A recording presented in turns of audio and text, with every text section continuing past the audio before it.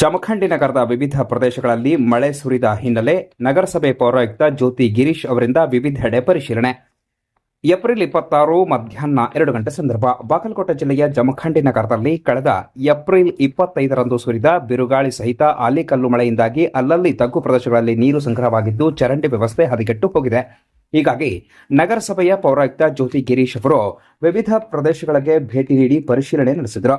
ಇನ್ನು ಜಮಖಂಡಿ ನಗರದ ವಿವಿಧ ಸ್ಥಳಗಳಲ್ಲಿ ನೀರು ಸರಾಗವಾಗಿ ಸಾಗದೆ ಇರುವ ಸ್ಥಳಗಳಲ್ಲಿ ಅವರು ಪರಿಶೀಲನೆ ಮಾಡಿ ಸ್ಥಳೀಯ ನಗರಸಭೆ ಸಿಬ್ಬಂದಿಗಳಿಗೆ ನೀರನ್ನು ಸುಗಮವಾಗಿ ಸಾಗಲು ವ್ಯವಸ್ಥೆ ಮಾಡುವಂತೆ ಸೂಚಿಸಿದರು. ಈ ಸಂದರ್ಭದಲ್ಲಿ ಆರೋಗ್ಯ ನಿರೀಕ್ಷಕ ಮಂಜುನಾಥ್ ಬಾದಾಮಿ, ರಾಘು ಕಡ್ಕೋಳ್, ಸಿದ್ದರಾಯ್ ಶಿವಾಪುರ್, ಪ್ರಶಾಂತ್ ಲಗಳಿ ಸೇರಿದಂತೆ ಸ್ಥಳೀಯ ಪ್ರಮುಖರು ಕೂಡ ಉಪಸ್ಥಿತರಿದ್ದರು.